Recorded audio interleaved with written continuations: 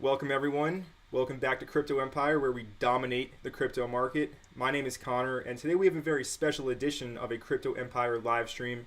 We are joined by the Levana Protocol team, the founder himself, Jonathan. Jonathan, welcome back to Crypto Empire. It's a pleasure having you back here.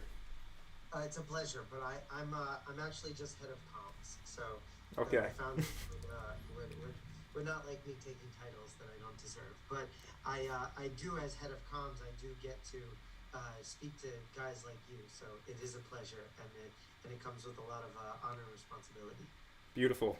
Well, regardless of the title, we are very enthusiastic to have you back here in Crypto Empire because Levana Protocol, Levana Dragons, the faction war is raging on. We have a lot of engaged players. A few of them are here in the live audience today, and they're hungry for more information. So I know you have a lot of stuff planned and like to share. I know you guys are quite reserved in the information that you do want to share because you're building a massive project and you can't just release everything at once. So I guess we'll just kind of start with a recap of the faction war so far. We've had the ability to stake your talisman, and from there we've had a few quests so far, including the trading card games, picking your, or making sure you have your meteor dust, I should say, as well as hatching a dragon egg, or nesting a dragon egg, I should say, and cracking a meteor. And now we have the Battle of Melas Chasma, which is very exciting. So could you just kind of brief us on, there's a lot of lore behind Levana. Could you brief us on the importance and the significance of Melas Chasma and what it actually means in terms of the whole entire Levana project? So Melas Chasma is actually it's a real place on Mars. So that's what attracted us, to it, so much. If you look up, and I'm going to pull up here. I just want to stop you very quickly. Is there a way to raise your volume, Jonathan, on your microphone? Let's see. Testing. We had one audience member say that your volume is a bit low. I can hear the ringtone. Pause and speak. Do you hear me? Same as the microphone. Let's get some. Okay. End test. You know what? Let me grab my headphones. And, Okay. And they will probably help with the audio. Okay. So that everybody hears me. Okay. Hold on a second.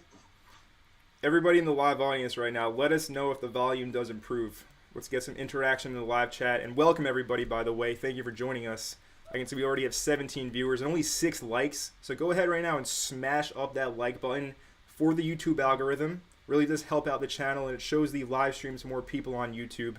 So as we wait for Jonathan to actually get his headphones, and it looks like we're actually joined now by another Levana Protocol team member. We have Beach Dragon, also known as Mimi. She's connecting right now. Welcome, Beach Dragon. Is the audio any better now? I just plugged in some headphones. Testing, 1, 2, 3. No. Yeah, it sounds a bit better. I can hear it perfectly, but I think the live audience are the people that have a hard time hearing it. And welcome, Beach Dragon. Try to enunciate better. Hey, Beach, it's glad to have you. Sorry for the screw up on the timing. I wanted to show a little bit of history of Mars, because again, when you're trying to make something, again, what is our goal? What's the goal of Levana? Levana is to build a series of DeFi protocols that are capital efficient, flexible trading tools, and the first and foremost of that is a perpetual swap. Perpetual swaps offer significant advantages over automated market makers. We won't get into so many of the details of why perpetual swaps are superior to automated market makers in this podcast, but because we want to focus kind of on the gaming and the play to earn. But as in general, just to introduce the project, if you're not so familiar with it, that we believe that the best way to bring on 100 million people to crypto and to bring them onto Terra, which is the best place for a new crypto enthusiast to onboard, is through the form of gamification and entertainment. And so that's why we have really 2 divisions of the Levana community. One is building very core DeFi technology for Terra and Cosmos in general, and the other is Dragons, is Adventure, is a lot of the color purple, and is a lot of homage to old school video games and comic books and adventure stories, because we believe that by merging these two industries, we can create something called DeFitainment, which is a form of entertainment that can be used to attract a massive audience and bring them into the world of crypto. And that's really what Levana's goal is to be that onboarding that brings 100 million people. And to date, we have a few notches in our belt. We've had the largest, most successful NFT drop in the Cosmos ecosystem and on Terra. Our users have minted over 100,000 NFTs, probably significantly more than that by now. We have the largest distribution, not including name services, but I'd say that's questionable if that should even be on the list. Yeah, I agree. Apart from name services, we've got by far the most amount of unique addresses that hold our NFTs. We have the largest amount of trading of NFTs that's occurred. We had the largest initial mint with 6.3 thousand people minting. We had roughly $4 million that were donated to the initial minting. So it was the largest initial minting. And then now that we've created really the first play to earn experiences on Terra, those have had the largest amount of participants. We've had over 4,000 people. We pioneered some games within the testnet ecosystem to train users how to use testnet. Mm-hmm. And if there's other stats that I'm missing, Mimi, feel free to jump in. But I think that the philosophy that we've come to market with the strong narrative, strong storytelling, and then using that to educate people and bring them into DeFi, that we've already hit major milestones of success, even in this young stage that the project is. Thanks so much for highlighting, Jonathan, all the firsts that we've had. We do have a few more, which is the first multiplayer, blockchain game, in addition to that Dragon Cards game, which was the first game ever launched on testnet.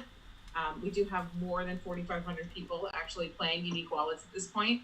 And I think those are major milestones. And it also just speaks to, not only that we want to break down all the walls or the barriers that people have seen towards onboarding more people to the community, but also that, we see that the narrative, that the story, that, getting people, how do you teach thousands of people about how to use testnet? People said to us that it couldn't be done. And I think from the beginning of this process and this project, people kept saying, you can't do that. You can't, not shill or not have a whitelist and succeed with an NFT launch.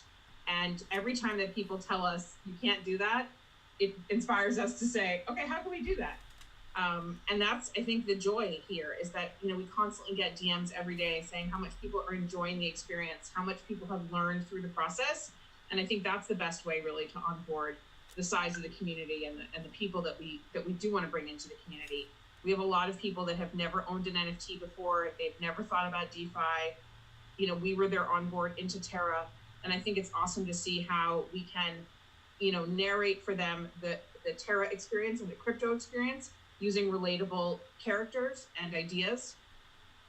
Jonathan mentioned the dragons. And I think when you think about a dragon, right, you can soar, to the top of the sky and you can burn down villages at the same time. And so if you think about, the markets and finance, so I think a dragon is the best possible analogy that we could have for what's possible and what people have to be, wary and educated about. And so when I think about the icons of Levana and when people start to learn about all the tools that we're trying to give them, we constantly think about that narrative and try to relate it back to, understandable events and break things down into smaller pieces. And I'm just so happy to be a part of that and to be able to bring, some basic and some advanced financial education into such a broad market. Absolutely. I just want to say one thing, Jonathan, when you share your screen, just to let you know, that's the live stream picture. So I just want you to be aware so nothing pops up that you don't want to pop up. Well, yeah, but you guys, just to make sure I'm sharing the right thing, you guys see Mars exploration program, Dragon features on Mars. Yep, that's what we see. You do. And 10,000 open browser windows. But you don't see my my WhatsApp chats that are creeping over that. I'm looking for. Not yet. Yeah, exactly. So, Beach, do you want to just start by telling a little bit more about the faction wars and Melas Chasma, and I'll show here. Let's get into the faction wars. So you can see this is one of our accounts. This is playing. This is I guess registered as a council member. No, I try and be nonpartisan, I think is the term. Yeah, correct. Beach has her own philosophy on who should win the faction wars. As do I. But, yeah, and so I'm curious. I don't have a philosophy about who should win. I just have a faction that I associate with. I think that the best faction that plays the game well should win. But I definitely want to talk about the faction wars, and I want to talk about some of the ideas behind that. I think that if you look at the 4 factions, we have the Council, we have the Guardians, we have the Free Martians, and we have the Terrans. So rather than in like the political landscape today, right? So you have the Republicans and the Democrats, or you have the right and you have the left. So we broke down the community, I think, into more, for us, like logical entities of both their financial considerations and also maybe their historical feelings and also their political leanings and also perhaps their personalities. And so we created these 4 very unique, I think, identities that people could self-associate to. And so I think that everybody can find within the community, within the factions, a faction that speaks to them, that they feel like they can self-identify and say, yeah, that's a group of people that I want to hang out with. And so what we did was we created these talismans for each of the factions, and when you nested a dragon egg, you were given a talisman. And then if you didn't like that talisman and you wanted to associate with a different faction, you could sell that on the secondary market and pick up, a different talisman. And so we did see a lot of swapping and trading, and it was interesting to see how the factions, kind of leaned into the lore, but also created their own identities and their own real communities. And so within our Discord, we have private faction chats, we've had faction meme contests, the factions have worked together on certain quests and adventures that they've needed to do. And so most of the games that we played until the launch of the Dragon cards, which, as we mentioned before, was the first game ever launched on testnet. So we had this Dragon card game, which was essentially learning how to use testnet and then swapping Dragon cards that you were given. Initially, you were trying to get a full set of Dragon cards, and then after that, you were trying to get a set of Dragon cards that matched your own faction. And so the factions really leaned into that and tried to help one another, get the cards that they needed, find the lucky numbers, swap within themselves, support one another. And from those relationships and from those transactions, we saw that people were really interested in fighting, actually, for their faction and for challenging other factions. And so we launched what we call the Battle of Chasma, which is the first multiplayer blockchain game on Terra.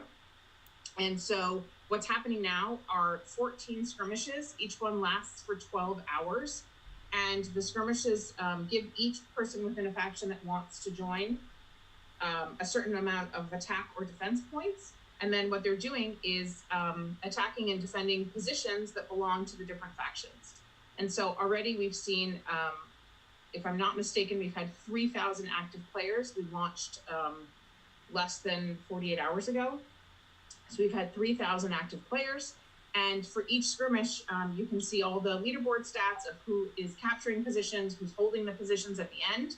And strategies have emerged with bots. People have learned how to directly speak to the smart contracts, which is something that hadn't happened in the past, I think. A lot of people are expressing in the faction chats how much they've learned, again, through this process of not just how to use testnet, but rather how to speak to a smart contract, how to really work on the blockchain in deeper ways. And so the battle for us has been first an educational experience. It's been interesting to see, which factions have quickly organized and are led by their premiers, et cetera, and which factions are struggling to get organized and be coordinated, and also how to see an entire community really come together and bond behind an idea. Most of the factions have used all of their power by the end of each of the skirmishes. So if I'm not mistaken, we're on skirmish 4. if you can enter the battle. Mm-hmm. I'm not sure, Jonathan, if you can enter the battle or not. Yeah, we'll go to start battle. So Okay.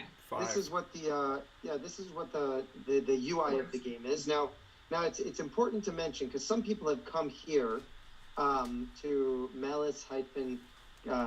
Chasma.levana.finance, and they look and they're like, okay, 2 hours left, and that like it's just a little overwhelming. So they have no idea how to get started. Sometimes they've just switched. This is the first time that they've ever used testnet, and so they need to get fuel so that they can pay transaction fees on testnet, or they want they need to learn about it. So it can be a little overwhelming.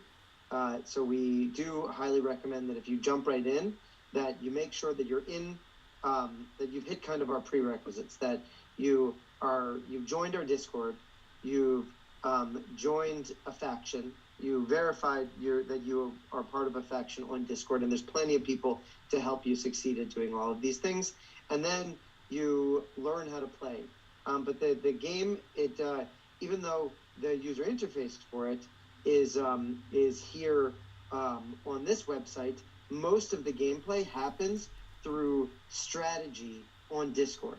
Mm-hmm. And so, Beach, you want to explain a little bit about some of the strategies that we've seen and what some of the user interface that we're looking at here, and what can I do, representing the council, with the power level that I have. Absolutely. So as you've mentioned, before you get started, you're going to need to make sure that you have fuel on testnet, and the way to get fuel is either to go into your faction Discord and ask someone to send you. Basically $1 will probably cover you for the entire war. You do need UST. The faucet will give you Luna, so you'll need to swap that Luna into UST. So again, teaching. Which you can do straight from your wallet. Yeah, correct. You can do straight from your wallet. But again, teaching people how to swap, right, using Terra Station, which I think is a great feature that people should get comfortable with. So, we've thought about all of the game mechanics and ways that we can educate people about the Terra ecosystem, again, by playing this game. And so if you come back up to the board, there are 16 positions at any skirmish. There are 16 locations, essentially, that at the start of the game, there are 4 locations for each faction. And then what happens is that using your points, so if you go back up to the top of the screen for me, you are assigned points based on essentially, or power based on how many people are in your faction, and then also your base power. So for you as a council member, you have 1,266 points in this skirmish 5, which has 2 hours and 19 minutes remaining, to attack or defend. So anything that's green, since you're council, you're green, anything that's green, if you apply, and at the bottom, if you click on it, what you'll do is actually use 100 of your points, which will be bonused up to 200 points to defend it. So like if you went to Marta Vallis there and you did defense power, you'll see that it's 47,548. If you were to apply power there, click that button and then confirm the transaction in Terra Station, it would then switch to 47,748. Mm-hmm. And then important is before I do anything like that, instead of just throwing away my points willy-nilly, it's important to join the faction Discord group, and then ask the premiers, okay, what's our strategy for this round? Because again, our goal and a big part of our goal, because this is all leading up to the launch of the let me see. No, that's not it. This is all leading up to the launch of the Levana token. So we're looking to encourage coordination, communication, all the types of skills that you would want if you were to pick out an ideal community to be the DeFi community for a DeFi protocol. So the ability for people to just click buttons, that's less of what we're excited about. And the ability for people to be able to coordinate and to be able to communicate with each other offline and then bring that knowledge to a DeFi protocol, because this game is essentially a type of DeFi.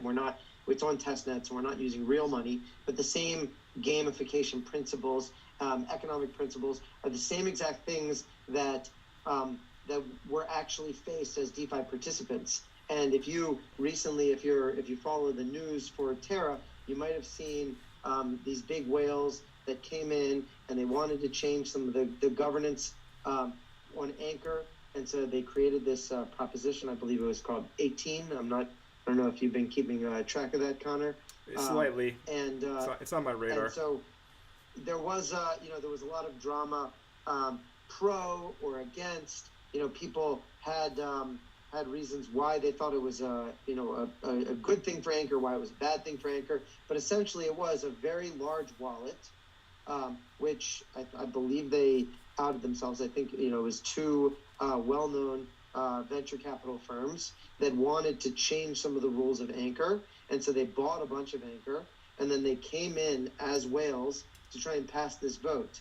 And then the community that surrounds Anchor, which is a very strong community, that were a bunch of combination of minnows and whales and dolphin-sized wallets, if that's a term. I guess we could make it a term. You just made it a term. This collection of community came together really to combat the attack that the large wallets performed on Anchor. Now, obviously, depending upon what side, it's the attack might be too strong of a term, but what we're doing here in Melas Chasma is exactly that. It's teaching the community how to organize their voting power to be able to combat either bad actors or contrary actors that might be coming to change status quo. So this is it's where we're gamifying a skill set that's really critical to be able to onboard people into the world of DeFi. And I think that the success that we've had, that we have more people that are playing this and voting on this than 95% of all DeFi protocols have. So I think that just goes to show the power of education and the power of play to earn that it can have on community building. Yeah, I just want to interject and say what you guys are doing in terms of the education is phenomenal, because everybody who's involved in Levana right now has such a upper hand advantage over everybody in crypto who is not involved, just by learning how to operate, learning how to interact with the smart contracts. You're pretty much becoming self-sufficient on the blockchain. And listen, they're not like, people are spending 60 grand for a college education right now. This is the future, right? They're learning outdated information everywhere else in the world, and right now we're literally like just prepping ourselves to be able to absolutely, here at Crypto Empire, we like to say dominate the crypto market. But I mean, we're just going to be able to we have such an upper hand by learning all these skills. So I just want to commend you guys for, doing the due diligence and setting this all up for the community. So I wanted to show you something. You had asked to see some things that nobody had ever seen before. So this is, we're really excited about visuals and storytelling. So we wanted our token, which is the Levana token when it comes to market on Terra, to have a kind of a sense and a feel and a feeling of history to it. So we actually minted these Levana tokens as 3D illustrations, and our Awesome. friends with like the Foundry guys on Terra that actually minted physical coins. I think they're made of steel or iron, and so it is just we're excited for the upcoming launch, and the best way to become part of the community and get involved and be a valued member of Levana and somebody that the protocol wants to be voting is to prove your worth, that you can be an organized member and an educated member, because we're trying to create that core community of things just like, as you said, kind of a higher quality or caliber of users and participants than you might get in the farm and dump projects that are very popular in the market today. And just thank you for that, Jonathan, but also, Connor, just going back to what you were saying, I can only agree that sometimes we have to hold the community with us. There were a lot of people that said, well, I don't really want to learn about smart contracts, just make it simple. And I think that it's so critical that we understand the underlying tech and a little bit more of the infrastructure, right? before you're going to put your faith and trust into Terra. Maybe you want to understand mainnet and testnet, and you want to see the underworkings, right, of that engine. And so pulling people into testnet after the fact, a lot of people complained and said, this is so technical, it's very difficult, I'm really struggling.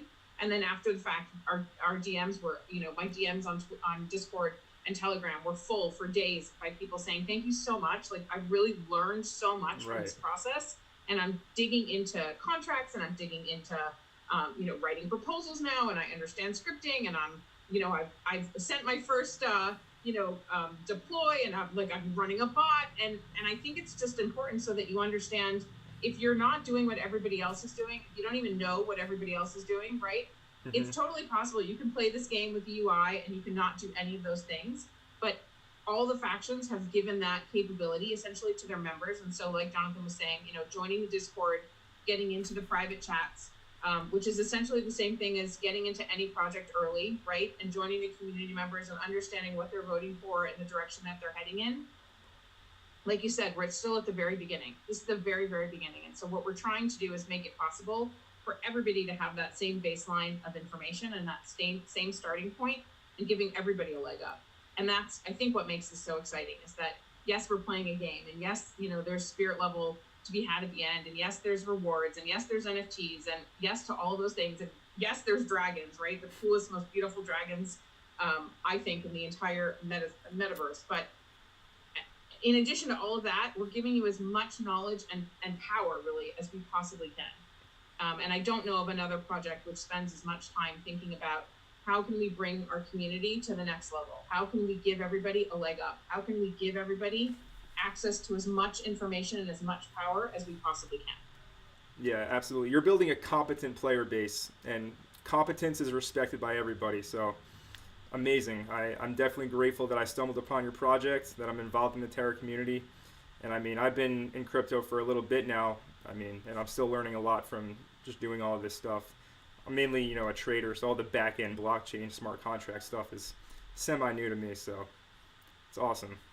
But it's also like what we saw with our recent projects, is that the people that, the contracts went live before the front end went live. So the first people that were able to then redeem their airdrop or have access to the liquidity pool, those were the ones that benefited the most. And that was really only about a dozen or so members of their community. And even when the scripts to be able to do that were easily obtainable because they were published on Twitter and on Discord, it still was only 5% at best of the community that had any idea how to use any of that stuff. So even just kind of preparing and investing in a community and saying, like, we're going to reward you for participating in experiences that make you a powerhouse on chain, because that's the type of community that we want. And at the same time, we're just going to have fun. I don't know if you, I think you mentioned about one of these other games, because it's not all just coordination. We also had this was a puzzle game that we brought to market. I don't know if you can hear the noise in the background, but so this was a puzzle game that was designed also to just teach you visually. I can turn the audio off. I don't know if you could hear it. But, I don't think we can, but it's all good. But so, for example, here, even just this is what we really liked about our that was that the game was really self-explanatory. When you started out, you had no idea what either of these characters were. There's a little bit of visual cues. That one is a helmet of the Guardians, and the other is the the spider. And then as you move forward, you see, it killed the spider. Okay, and then this door changed. So it's just teaching you it's teaching you a concept of how to learn. That we can learn not by just reading, but rather just by experiencing things. Because again, when it comes to economics, when it comes to game theory, which are such critical things within crypto, you can experience these things if you have your eyes open. Now, I've sat down with people that sat here and they were like, I just don't know how to play this. I can't figure it out. and that's almost like somewhat of a self-fulfilling prophecy.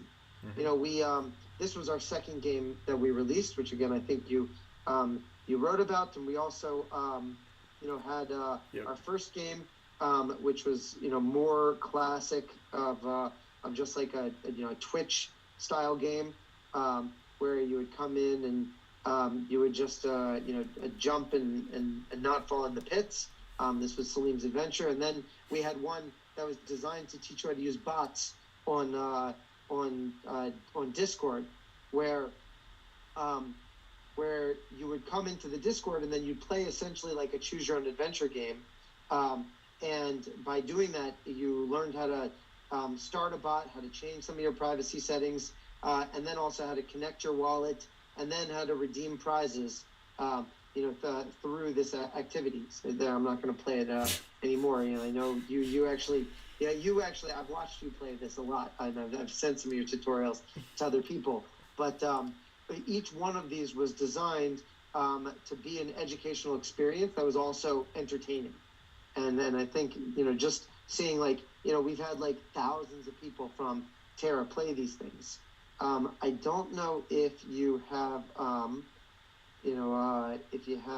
if you'll get my audio if I put it here, but I can try. I have so much cool stuff to show you, but awesome. I just sent you 4 additional things that that you can link that Connor's viewers would be the first people to see, which I think is pretty awesome. Appreciate that. And maybe you want to turn off your screen while you do that, or not. Well, so I have well, no, I set these up beforehand. So This is a free Martian. So we've started. Our goal is to create a game that can again attract hundreds of millions of people. Now, obviously, we are coming at this as scrappy builders with a lot of talent and a lot of passion. But we're not coming at it with the hundreds of millions of dollars of budget like you normally have for traditional games. So that means that we have to build things in piecemeal, as you mentioned earlier in the call, I think before we started the recording. So we've started building out this world. It's a world of 4 different factions. So there's the Free Martians, there's the council members, there's the Terrans, and there's the Guardians. And so as we fleshed out each of these, in order to be able to build a more robust game, so that requires building out more of the visuals and the visions and the rules of the world that we've created, because it is very much a rich world. I grew up playing Dungeons and Dragons, as did a lot of the other people from the team, and so because of that, we bring a lot of that concept of what does it mean to create a world. How does the weapon work? How does the suit work? What does he actually see within the helmet? So these are all questions that we ask ourselves. What is the, you can even see, like, this is the Terrans, they don't have the luxury of having access to the latest equipment or gear. So a lot of it just has to be made. A lot of it is illegal to be made or manufactured because there's very strict restrictions on their building capabilities. So you see that reflected. Their low quality it gear. Looks like it was piecemealed.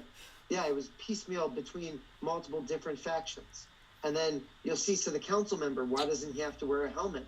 So the council members have, many of them have achieved to the extent that they can just breathe on the surface of Mars. And the same thing is true for the Free Martians, that they've just become natural to Mars, where the cold temperatures or the fluctuating temperatures don't bother them. They can bring their own heat sources with them. They, in most climates, if it's not too dusty, they can just breathe on the surface. So we put a lot of these nuances into our artists, and we beefed up the artist team. I think we started this project with 2 artists, and Beach, do you know how many artists that we have around the table at the moment? I think we're at 13. Yeah, so 13 just from the art department. So very heavy visuals, and where we've got a strong focus on visuals. There's the chasm, which again is a real place on Mars. This is Melas Chasma?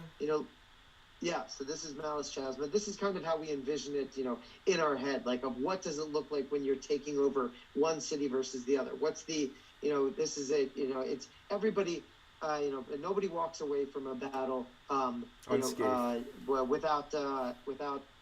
cuts or bruises on them. But there is this feeling of victory as one side walks into the newly taken over territory. But because the factions, every time, every 12 hours, everybody gets more. Gets more power to be able to attack or defend. So that means that even an area you thought that you conquered, it's only a battle. It's not the end of the war. Mm-hmm. And so it's all of this kind of insane attention to detail that our artists and product designers bring to the table that I think really separates us from anything else that's happening in the crypto space. I agree. That was an epic video that we just saw right there. A few dead guardians dropping to the floor. No surprise there. So let me, especially because the Guardians have done so well in the battle. I want to call out to every player. Really, it's been incredible to see the coordination and the care and the work and the strategizing that's going on. The Guardians actually have. So if you look at this, the Guardians have 209 active players, which means in this specific skirmish they have 209 active players. And they are currently leading on the leaderboard still. I think they've had, since skirmish 2, the Guardians have been in the lead. They have 23 positions held, which means that at the end of each skirmish, they've got the most positions held, and they've had 128 captures. So during the battle, each territory can change hands multiple times. So the Free Martians are leading with overall captures, followed by the Council, but the Guardians are leading with positions held, which has more weight. So the Guardians are currently winning the battle. Not over yet, but congrats. Not over yet. Definitely not over yet. We've got 9 skirmishes to go. It's pretty close, too, so it's going to be a heated one. It's going to definitely be a heated battle. So let me just ask a quick question. Those characters, that art we just saw, when the full game is rolled out in, say, 1 year from now, I know you guys don't really have a concrete timeline for that, so we'll be able to select like a male or female avatar, and then obviously we'll be able to craft all of our gear. So like those outfits we just saw, those aren't necessarily just standard Council or Free Martian outfits. Those are like customized gear that will need to be crafted by the player, correct? That's our goal. This is concept art. That's not. I don't want to mislead anybody and give the impression that that's previews of gameplay. We're taking 3D artwork. We go through the process. What's our creative process is. We start out and we say like, okay, so. This is what a Guardian is. This is how their outfit will look, and then and this is just 2D hand illustration, and then we bring that over to 3D models.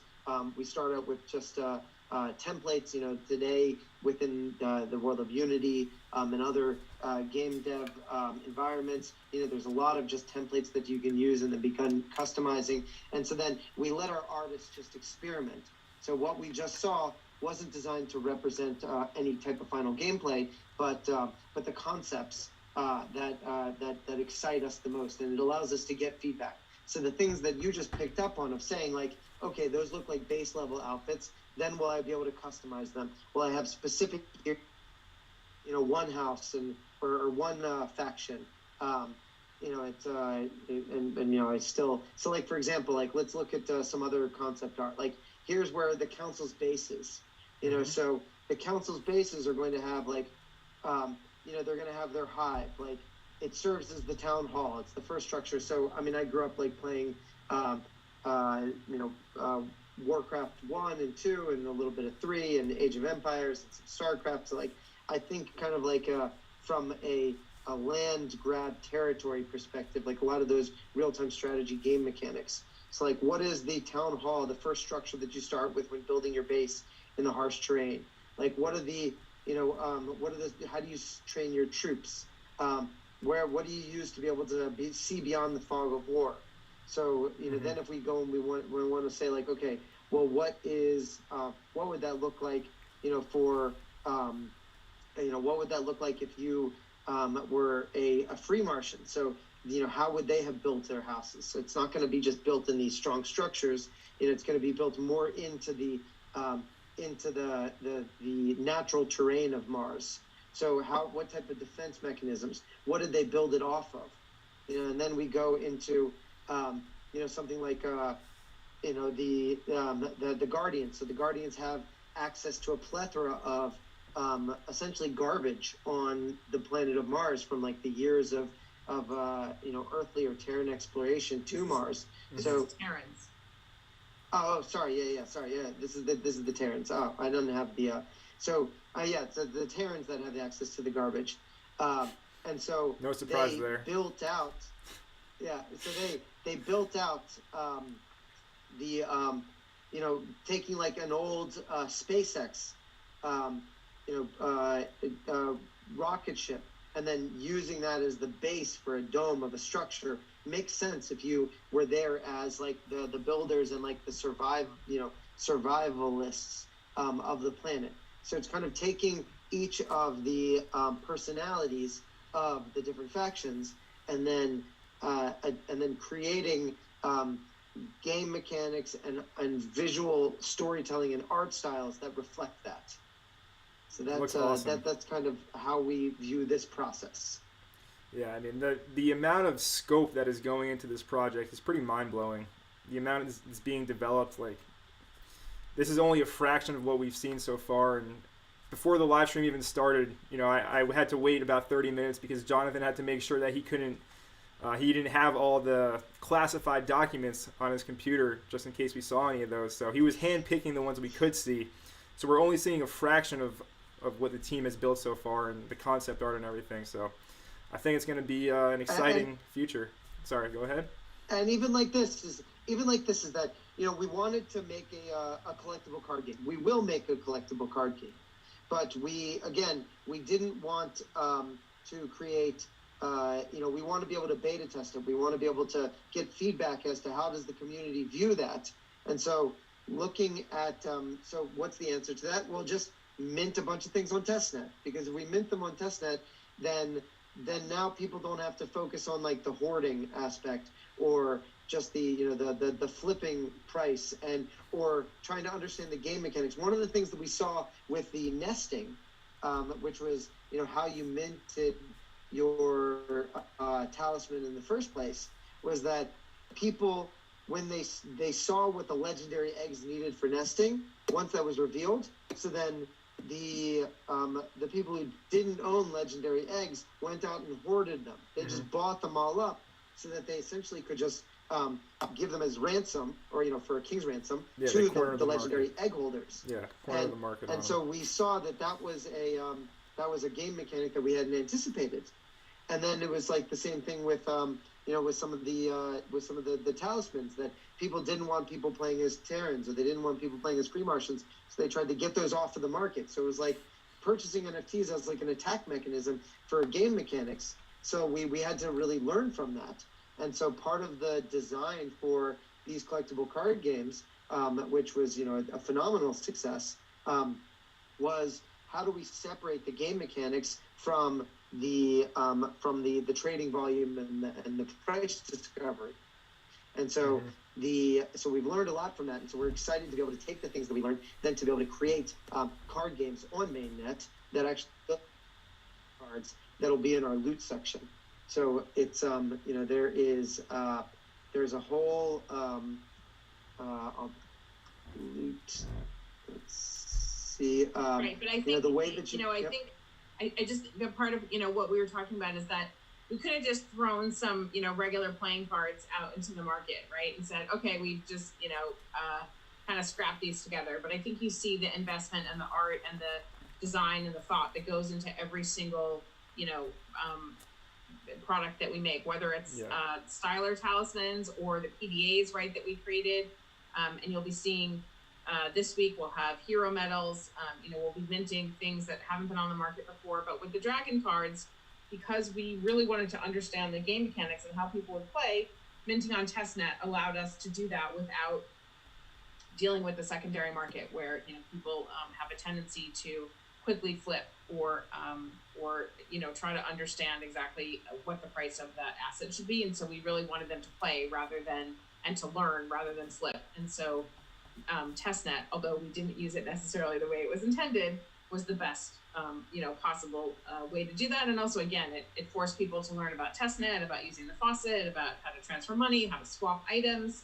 How do you build trust, right? If you want something that somebody else has and they want something that you have, but then how do you do that without a contract?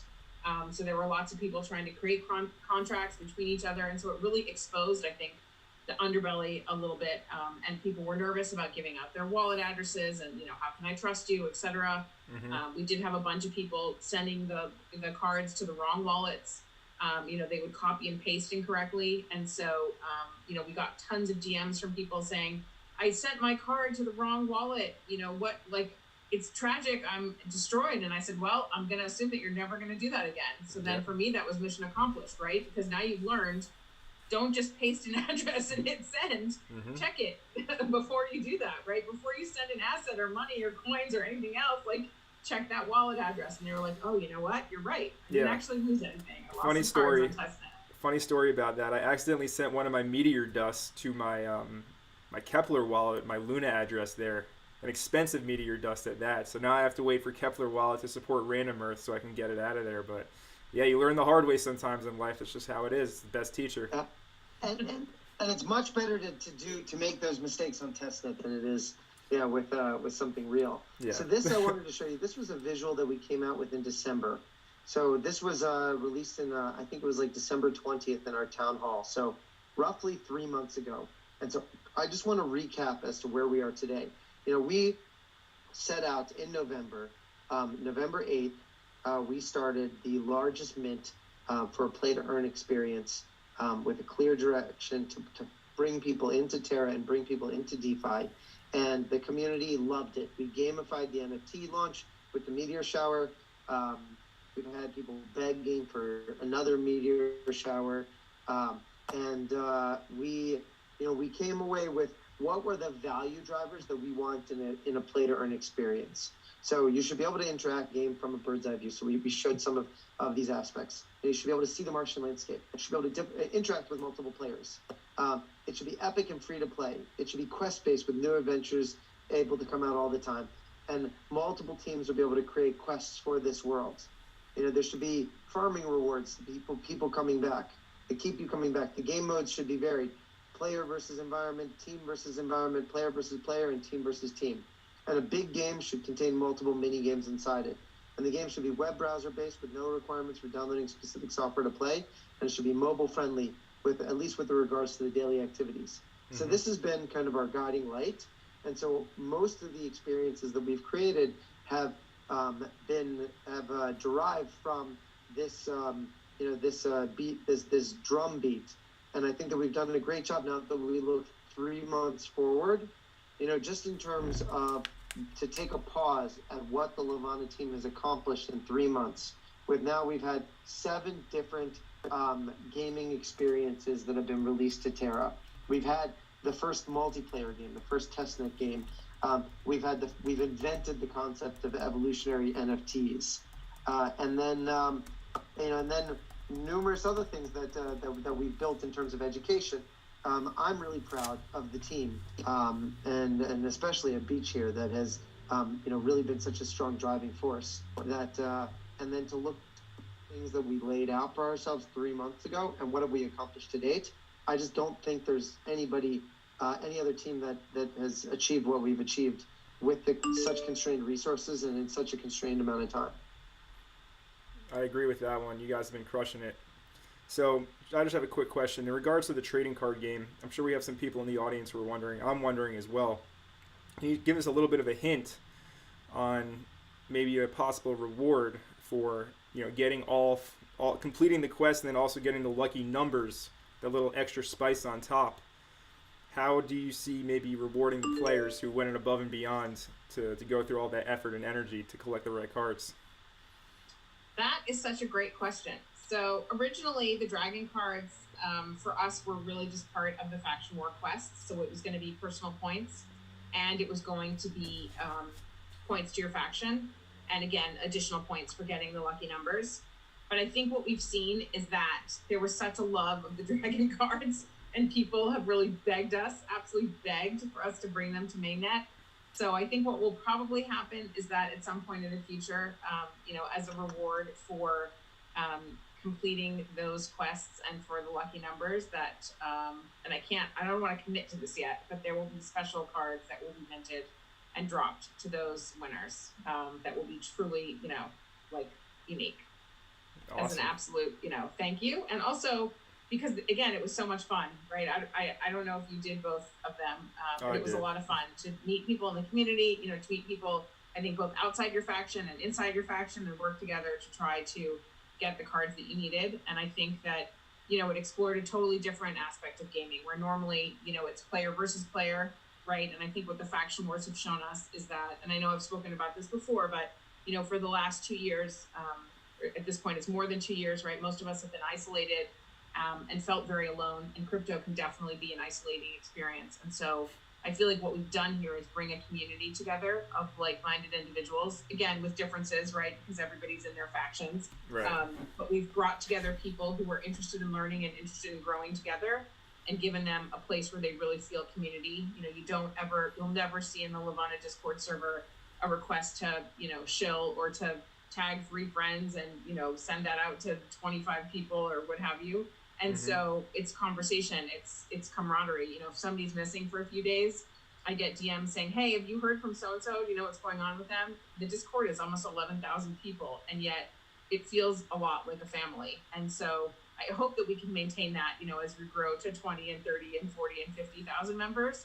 But it's different than I think any, crypto Discord that I'm in. And I think that sense of community is truly unique. So I would like to reward people for building such a strong community, and also for playing that game and really leaning into it. I know it was really challenging at the end, especially because it was very hard for certain factions to find what they were looking for. And also there was a want, everybody in the faction was looking for their own faction, right? And so you couldn't turn to your friend in your faction and say, hey, do you have, this faction card? Because they were also looking for it. So yeah, it got a little bit hectic at the end. We definitely will, give some extra rewards, and I think it would be really fun to see the dragon cards on mainnet. I agree. So I want to show you here. This was my favorite meme that a very talented video editor made. So this is, I don't know what this anime is. Guardian cards. What can I do? I saw this one. It was well put together. So you can watch this. Just what I love about the community is how somebody played the game, and then it popped into their head like, oh, wow, I feel like I'm living out this scene from this anime.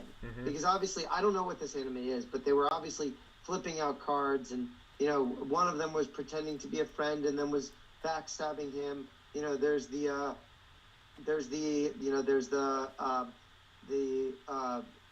referee that's sitting on the side, and then as they flip these cards over, I mean, the quality of the of the modding of the anime is great.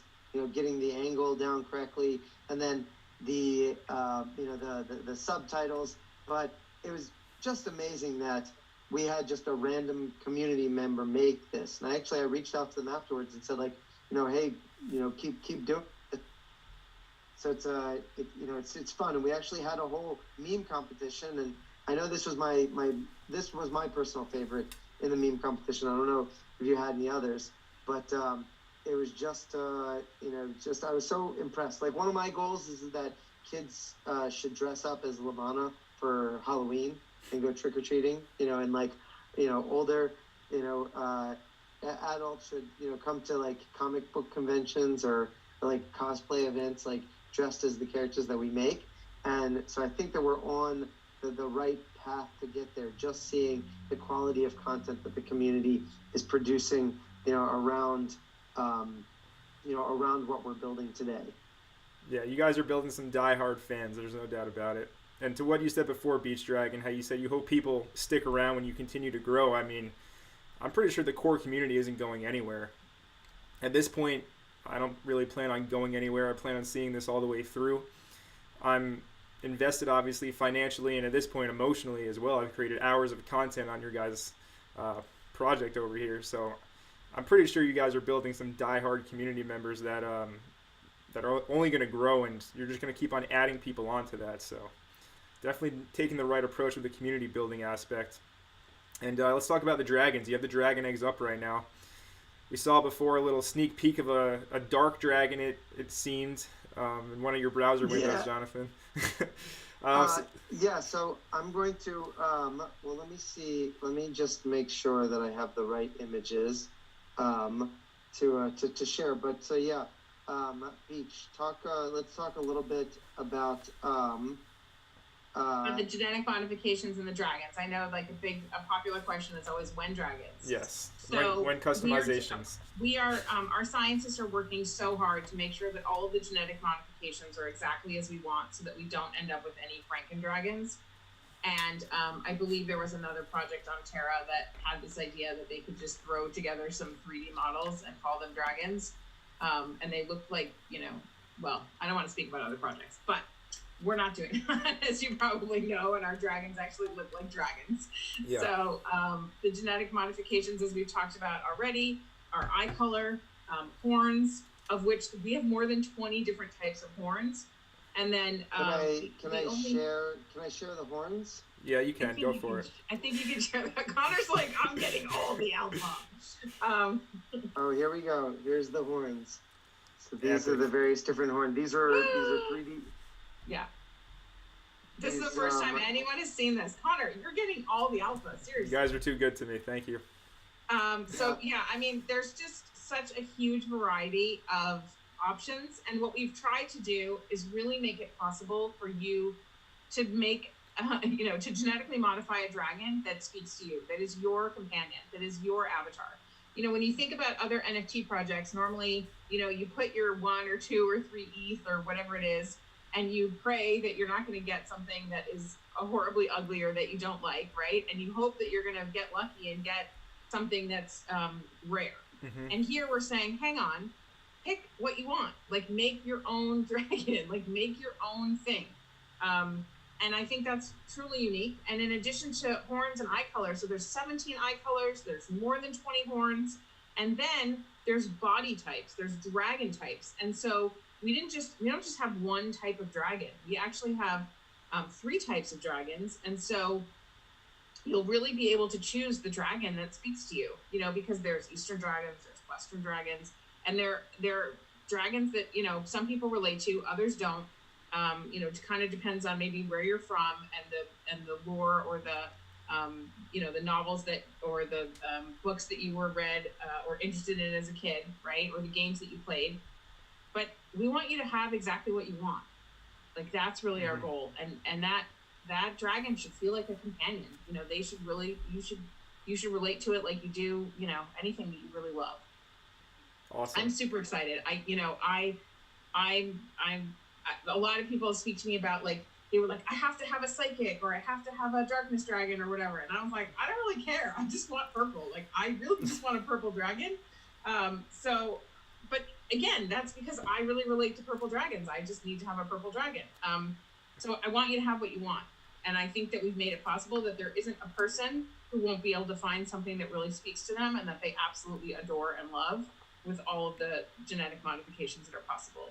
And in terms of when dragons, to go back to that epically important question, we're working really hard to make sure that it will be timed essentially with the token launch, so that genetic modifications and hatching will all fall out with the token launch. So we're planning to just wow you. We're planning to just, make you super happy. And I don't understand, or I don't think it's possible to have this, baby dragon without being absolutely wowed. Yeah, the attention to detail is absolutely insane right there. And just one quick question: we want to make something that's alive, that feels like it's alive, and can be Pixar quality, because we think that's what it's going to take to appeal to a massive audience. Mm-hmm. So, like, each one of these little, like skins, scales, like dragon scales. Like, this was carved with like a 3D scalpel into the dragons. Like, this was all done by hand, and so you can actually, like, you can move this, you can model it, the mouth can open, I don't think the nostrils can move yet, but the eyelids can move. Now you won't be able to do that as like when you from your PFP, but the dragon module that we're building underlying this has incredible functionality in order to be able to create something that can become a living beast. Epic. And we had one person ask, even the common dragons will be able to have all these different customizations. That's correct, right? So the common dragons won't have as many customizations, sort of like the eye colors. The commons are limited. They don't have as many. They don't have as many features. The common dusts don't have as many features as the more rare dusts. So they will still all be customizable. You will be able to customize them. You just won't be able to customize them as much, which I think is fair. Given the rarity and the cost and the commitment that was made to to acquire them and to support the project. But we've really tried to make it possible so that again, you can still get a super cool, freaking awesome common dragon that is going to be the most beautiful NFT and project that you own. Yeah, look at this little guy right here, epic. And then so we have the he has paw prints on his paws. You can't make this paws. I don't know. Maybe they're claws. I don't know what they're correct. Yeah, but I mean, what claws, goes? But, it's not just only paw. Like you've got there's flesh on the bottom of your feet. Like even a dragon's foot. Yeah, that's true. And I do want to just mention that these are full 3D models, so that we will be able to 3D print dragons. They're not like just the head or just the head and shoulders or not the back or not the wings, like absolutely full 360 3D models that you could actually formulate and print. So no stone is being left unturned here. So we have the eyes, the horns, the body type. And I remember in one of your Discord AMAs a few weeks back, you said there was one customization that will make a huge difference on the dragon in terms of gameplay. Yeah, the body type. Okay, that's the body type. That's the body type. So there is a fourth customization, but which we're not releasing yet. Sorry, Connor, you can't have all the alpha. It's okay. For the entire project. We will talk about it soon, but yes, the body type. It will affect the I'm gonna say like the capacity of your dragon a little bit, again, because Eastern and Western dragons are different, right? Like different types of dragons, whether or not you have the same wing type or what have you, like that will affect the functionality, right, of your dragon. So that will be for you to decide. Is it possible? And there'll be things, the essence from the eggs, you can see how that's reflected here. Like this is clearly, these are like ice crystals. And then you can see implementations of the different types of horns. And then you can see the essence, this like darkness, this darkness, versus like this is a different type of essence. And and even just like the textures on the wings, and like a little bit of like you can see like, okay, this one has a little chip in its wing, like where did that come from? So over here, so a lot of it's a lot of work, but I think that what's going to come out of it is going to be something that's in a league of its own. I would have to tend to agree with that. And then again, obviously, don't forget, like these are just baby dragons, right? That they're going to grow into full-grown beasts, and so there's a whole world that we're going to open up for everyone. And I think this, as you said, it's the beginning of crypto. It's still the beginning of Terra, the very, very beginning. The fact that we were the fourth NFT project maybe to launch on Terra. It's still so early. We're so early in the game, but this being on this journey with everyone, and I think it's important to add, if you missed the meteor showers and you didn't crack and you didn't nest and you are in the middle of the faction wars and you're thinking, I don't know, am I too late for Levana? Absolutely not. Like we're, in terms of our timeline, it's sort of like, when you say like, like thinking about like humans on planet Earth, right? Rather than like going back to dinosaurs. You're not that late. It's not like you've missed everything. We've really tried to build an experience that you can jump into at any time and continue to play. You can also go back to the beginning, right? You can still buy a meteor on the secondary market, or you can buy an unnested egg, or you can buy a nested egg, or you can acquire a talisman, and you can start to play in the faction wars. You know, if you bought a talisman today, right now, you could play in skirmish number 6. So the minute that you stake that talisman, you can actually be in your faction and play in skirmish 6. So we have tried to make experiences where you can, you know, start at the beginning with us, or start at any point along the way, or jump in the middle and just say, okay, I'm here now. Awesome, let's go. Right. That's awesome. Now, in terms of the actual Levana Protocol, I know obviously Mars has launched now. You guys are kind of dependent on having Mars have launched. So now, you say there might be a delay for the token airdrop. How are you guys in terms of the actual Levana Leveraged Index tokens to release those to people?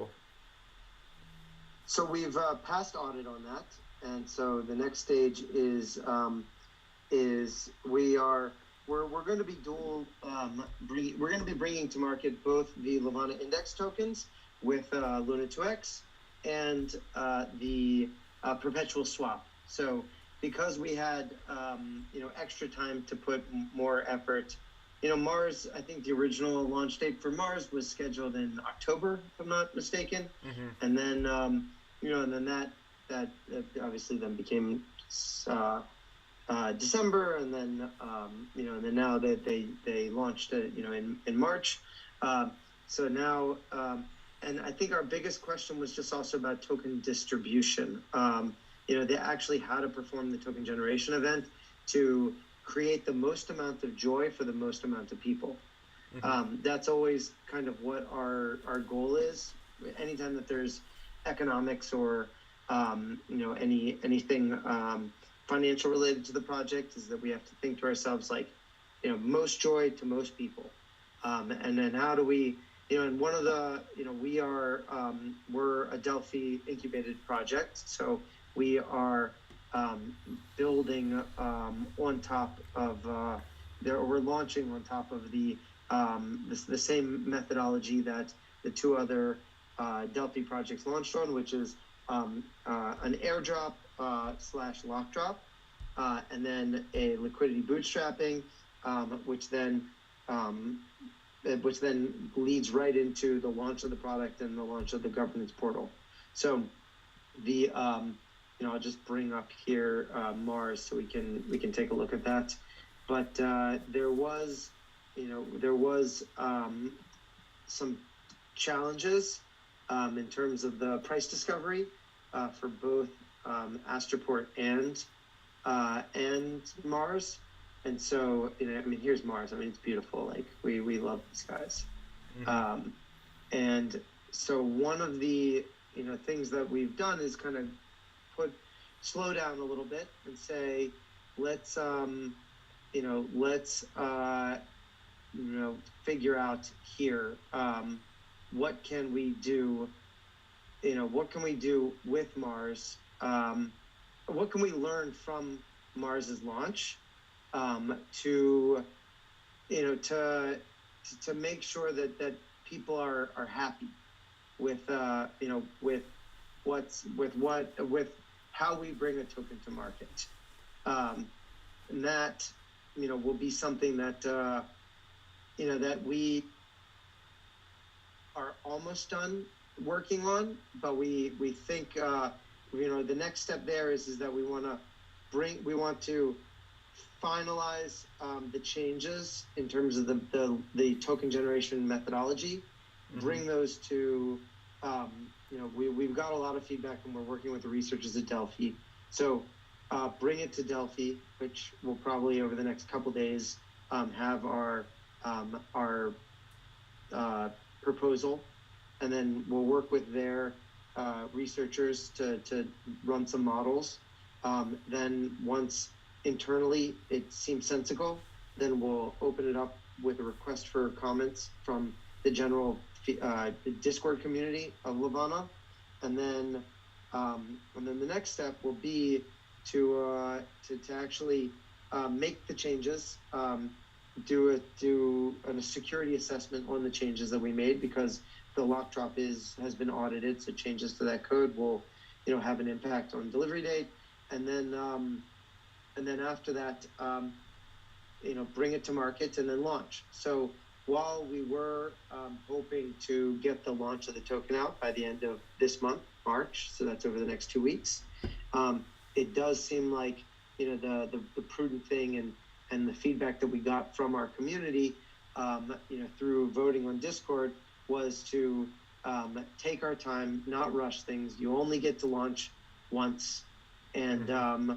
then bring it to market with something that everybody in the community, both our existing community and and the Terra community as a whole, are super excited to rally around. So that's been kind of our approach, which hasn't which is a little disappointing personally. I absolutely hate missing deadlines, but I think that in this particular case, missing these deadlines so that we can have a much better product brought to market, or much better token launch brought to market is just is like the smartest thing that we can do. And I'm going to share with you this was the so we said here the Levana token launch was scheduled for the end of March. We're considering when's the best time to launch the token. We're using the Delphi's lock drop airdrop LBA method. Mars and Astra both use this method, which was very successful in terms of bringing liquidity. Astroport, it brought over $1 billion of liquidity. Mars, it brought $200 million worth of liquidity. But the rewards from the lock drop, because they were given out immediately,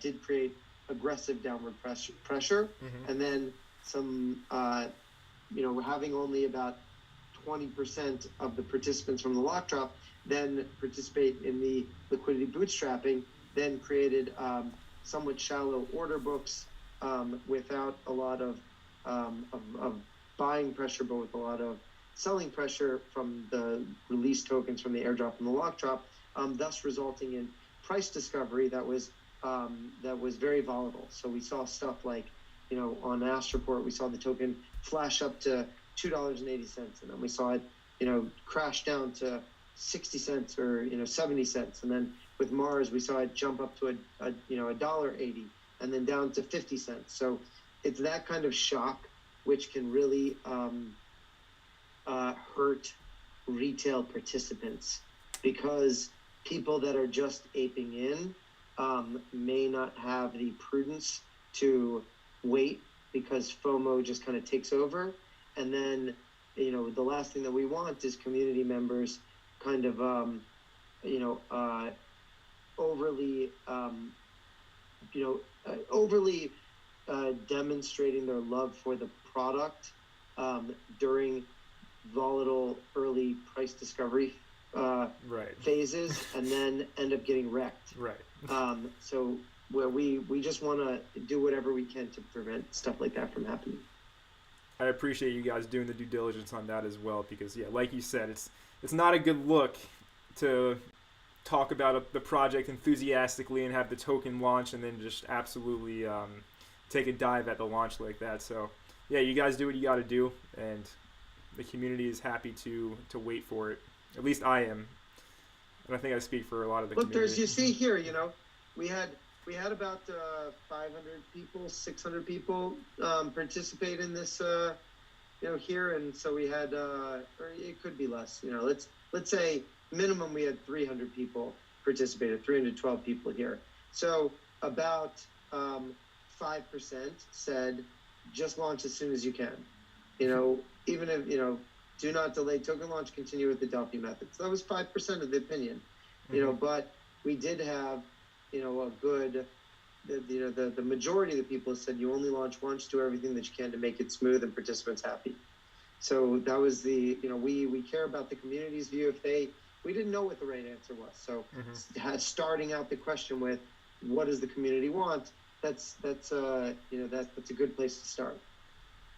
Awesome. But I do want to point out that obviously, you know, every time that we run a poll, and there's obviously going to be differences of opinion, right? So we don't always just say, okay, so it's clear that, you know, 300 people voted this way, so let's go this way. Like, the debates internally lasted for hours. You know, we really thought about I feel like, you know, probably days. We've had days of debates, right, Jonathan? About, okay, well, you know, what about this member, you know, this part of the community? What about these parts of the community? And, you know, what about if we didn't hit the right time zone with this poll? Because what we see happens is that the voting starts, right, whenever we launch this poll. If it's at 8 in the morning, then you get some of Southeast Asia. For us, you'll get some of Southeast Asia, but you won't get North America. And then by the time North America wakes up, if the poll numbers are going in one direction or another, people don't vote because they're like, oh, it's already decided, so I won't add my voice. And so we don't always know, right? Do we get a 24-hour snapshot of the whole world? Do we really know what people think? And so we also do privately poll different groups of people. We really do consider so many different aspects before we make decisions like that. It's not like, oh, we ran a poll and we got out results after 2 hours and we went with that, because we do see that people in different parts of the world have, you know, wildly different points of view and also different considerations. And I'm still not sure that we have the absolute right decision, right? I don't know that we'll ever know that. You know, we've said many times that there is no roadmap, and we're doing something radically different than anything that's been done before. And we're willing to take, I think, pretty significant risks in order to innovate here. But it's not without you know, a lot of questioning ourselves and trying to always do the right thing for the community and for the project so that we can continue forward. Basically, it's petrifying every day. Yeah, it is. You know, well, you have to wake up and eat the, you know, impossible for breakfast. That's right. You know, a couple times every morning. So I wanted to show this here. This was you know, pre-rendering and just like in the sculpting mode. So here you see that that the mouth is not just like a static mouth as it was, you know, a month ago. So we've actually opened it up. We've created like the jaw points and the rigging so that it can open and close and have different facial expressions. You see that from the smoothness, you know, as it was before, this is kind of like halfway through the process. So you can see like all of the work that needed to go in to like carve out all of the, you know, all of the little of the, you know, the scales, you know, the ducts of the eyes, the tear ducts of the eyes. I noticed that. We haven't made them cry yet, but you know, I don't want to make anybody cry, let alone. But dragon tears are magical. Yeah, that's right. Yeah. That's not the first time that the dragon tears have come up in conversation. But I also wanted to show kind of some of the other work that was happening. You know, this is kind of like a sneak peek of the beginning of the graphic novel. So Levana is a full-blown story. We wrote the story. It's right now it's about 20. It'll be roughly 100 chapters, which will be the trilogy. So each book will be 30 chapters, and it's the story of I think it's this one. Too much stuff going on here. It's the story of Zahava, who is a Terran that was after she was orphaned, she was taken in and raised by a guardian, and then taken by the council to train them as like an elite class of you can think of it kind of like wizards within the world of Levana. And then she was put when Levana the dragon was hatched. So it was her responsibility to raise it. And if you read some of the lore of the short stories, so then you know some of that background. But we kept the most interesting parts of the story out of the lore because we didn't want to have any spoilers. So just little things like, you know, like what is in her outfit and like where does she put her various equipment, because she has like certain equipment that she uses for her job. And then, you know, obviously, so what I love about her characters is that she touches all of the different factions. You know, she was raised as a Terran. She was then brought in and and raised later in her life by a guardian. went to work for the council, and then once she became a dragon rider, so then she escaped and then was captured, and then I won't spoil the story, but ended up becoming a part of the Free Martians. So her story bridges all of the different factions, and so we're telling her story now, through the book. Now this is just high level sketches. When it's finished, like we have the finished versions from the prologue. So this is like the art style and what it looks like, and then we've got future pictures of the prologue that are still being worked on. So this is all later this year will be coming out, but for now, we've got the actual graphic novel, which will be over 100 pages, and then we're planning to have another roughly 100 pages of mini stories, side stories of things that happen within the world. And right. So it's just great to see. And the thing is that we've got so many community members that are just contributing to this. Like the whole comic book story kickoff was like just people on Discord just like giving their feedback and like telling the story and doing concept art and stuff. And we've just managed to be able to grow this, and like, there's like so many contributors that are just volunteers that are working on it. Obviously we've got designers like on, that are formally part of the project, but most of the big brains are just community members just geeking out and just giving feedback and like taking their time to like, we pass around these like PDFs, and then it comes back with all of these like notes from, just people in Discord that liked stuff, didn't like stuff. And then that's how we end up, with this, these quality final, products. Like I think the bookshelf here was entirely, from, like random people that were like, what? Mars doesn't have like regular bookshelves. Like it's gotta be cool. So the picture or the book will be a picture book or like all text? Well, it's both. Okay. We're writing we have 20 chapters of 30 chapters of full writing, like right. hardbound book, like you'd read, any other book. But what we recognize, in order to be able to attract a broader audience, we need to release it as a graphic novel, and we need to release it as a miniseries, like an animated miniseries. Okay. So Levana will be all of these things. And I remember you guys saying as well, it might have been Beach Dragon in the Discord, you guys want to have a show down the line, something like a Netflix series? Yeah, that's down where, we're very much inspired by like a lot of these, 2-3 season, it's a season on Netflix is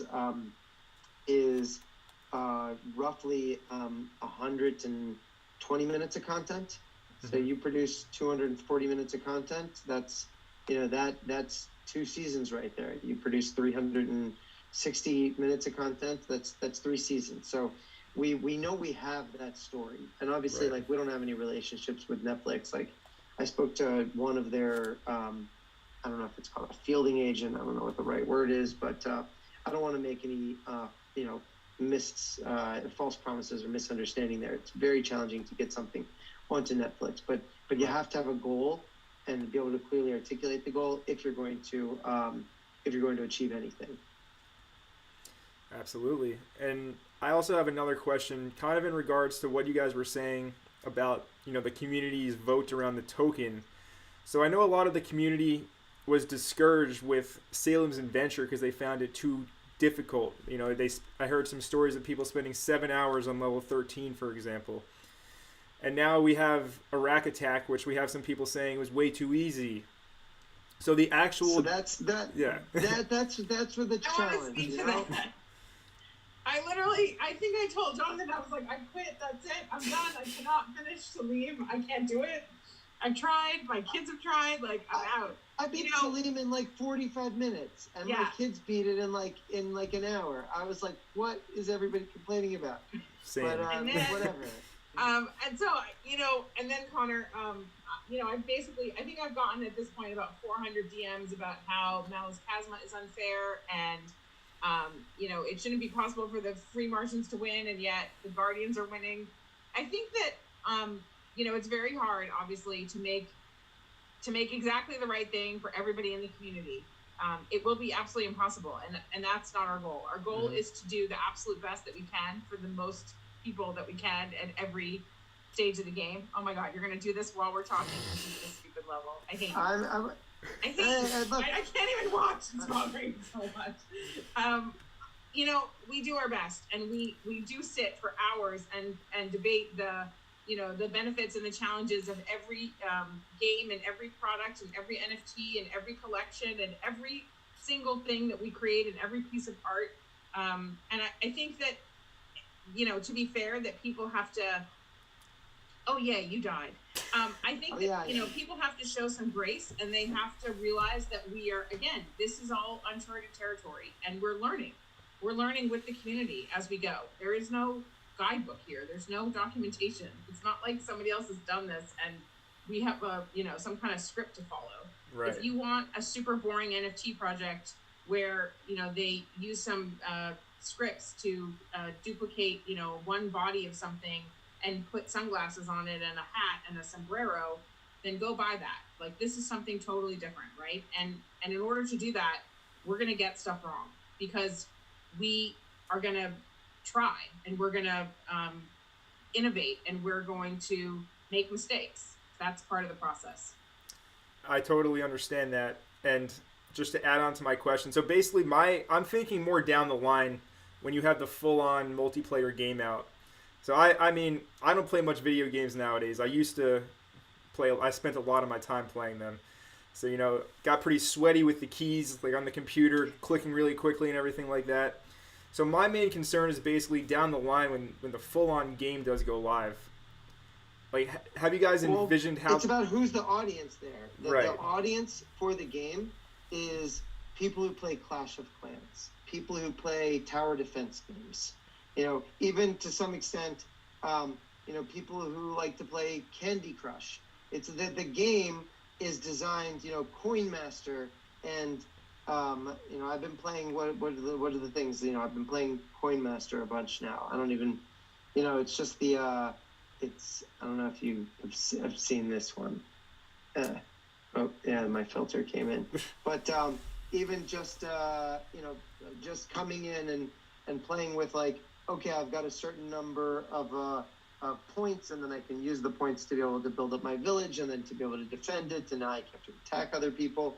And it's like a little bit of multiplayer game, and it's got loot boxes that keep me coming back every couple hours. I know when my loot box is going to unlock. And so it's like these types of game mechanics that we are highly inspired by, because we recognize that they appeal to a massive audience. And that's exactly what we want to do. We don't want to make a game that's like too hard for 10 million people on TikTok, because we want to bring 10 million people from TikTok, this year into Levana. So I wouldn't worry about, making gameplay too difficult. I think what we just want to make sure is that the gameplay is focused, to be used as a tool to move people towards the areas of DeFi and the education around DeFi and the actual usage of DeFi. Right. That's important to us. Makes perfect sense.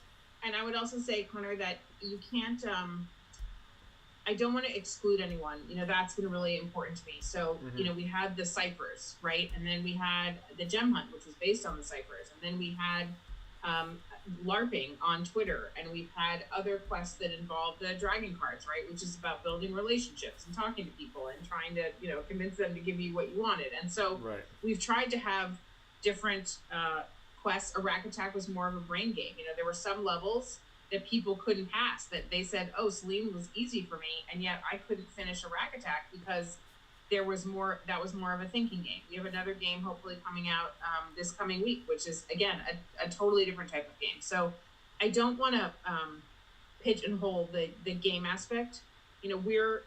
For us, it's really about thinking more than anything else, and how can we educate via the gamification. Cool. The Discord game was a choose, for Salim when he was choosing the adventure, right? That was a totally different style of game, which a lot of people found frustrating, saying, I don't want to read, I just want to smash buttons. And so, it is also about appealing to the widest possible audience. And again, Melas Chasma is about how can you coordinate, right? And how can you learn from the community, and what kind of scripts and bots can be created, and where can you use community knowledge in order to, build skills and create a strategy. So there's a lot of things at play here. And, as a female in crypto, and I know that I'm like the rarest of all rare breeds, right? I also want to make sure that I'm not excluding the female gaming community by, only having a war-based game, which a lot of women DM me and said, like, I don't want to be at war. I don't want to join the faction war if it's going to be like murder and killing and slaying. And I had to convince people that the faction war wasn't really a war. I mean, it didn't help that there was an actual war that launched the same day that the faction wars started, right? But yeah. I had to explain that it was really more of a, if you're familiar with Color War, that it was really more of a community building exercise than it was a war. So, right. I think that the goal here, again, if you think about 100 million people, that's not a small amount of people, right? So we want to appeal to the broadest possible audience, and obviously, the community's contributions and what they tell us that they want will be taken into account as we continue to build, and it is always taken into account.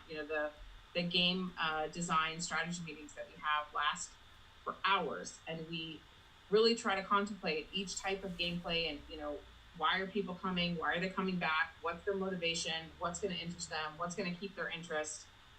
Because we're building for the community. We're not, as much as I know Jonathan would like a new game on his phone, to play next month, we're building for everyone else. We're not building for ourselves. It's a great point. I want to bring up, I want to give a shout out also to the community. Somebody started this fandom. So I never really got into fandom. I've come across it a little bit with Zelda. But if there's any listeners that are storytellers or are interested, or even just like, want to kind of like geek out on some of the nuances of the things that we have to date, there is a subset of our Discord that's putting together a fandom. There's 19 pages so far. I think, so we've got, in terms of, the main characters, Zahava, Salim, Levana, and Ima. And this is, I checked this last week and it was maybe like half as much content. And, so it's amazing to see where this is going. Because I do know that personally, like, I love to just kind of like dive in and just learn as much as I can, and to kind of see all of the cross references and everything. So as we reveal more and more information about the world, it will go and live here on the fandom page. So if you're into that sort of thing, please, there's a lore section on our Discord. If you want to get involved to help in this project, there's a lot of work to be done, and there's even, prizes for contribution. We haven't really formalized it yet because it's so new, but this is definitely something that this was a community-driven project that we're very excited to help promote. Awesome. Yeah, those wiki pages will definitely come in handy down the line. That's for sure. Yeah, I mean, we're gonna hide a lot of Easter eggs and like other stuff in here. I'm just not even up to this yet, but I can see that this is going to be, places where, people will come to discover new, cool, new alpha. So I'm hiding dragon eggs. I don't know about Easter eggs, but I have a question about the dragons. So how will they actually tie in? I mean, you guys have given some like clues, but how are they going to tie into leverage with the actual Levana protocol? So it's really important to us that the integration comes from the community. I can share with you some thoughts that we've received from the community that we thought were really cool. Those things, the DeFi protocol, it's very important that it upholds the value drivers that make decentralized finance important, which means that things like impact on emissions and gatekeeping or reputation management, that those types of decisions don't come from any central authority. And I know I don't view myself as an authority. I view myself as a custodian to helping to bring this thing from testnet to mainnet. Right. But really, it's you that are watching this, that are the owners and caretakers of the protocol. So some of the ideas that have been very cool that I've liked, but we'd have to see them get proposed by the community and then voted on, would be things, for example, like liquidation preferences, like either from the perspective of being able to run a Docker or a bot that then would have the first choice of being able to liquidate underwater positions, because that's a very profitable thing to be able to do.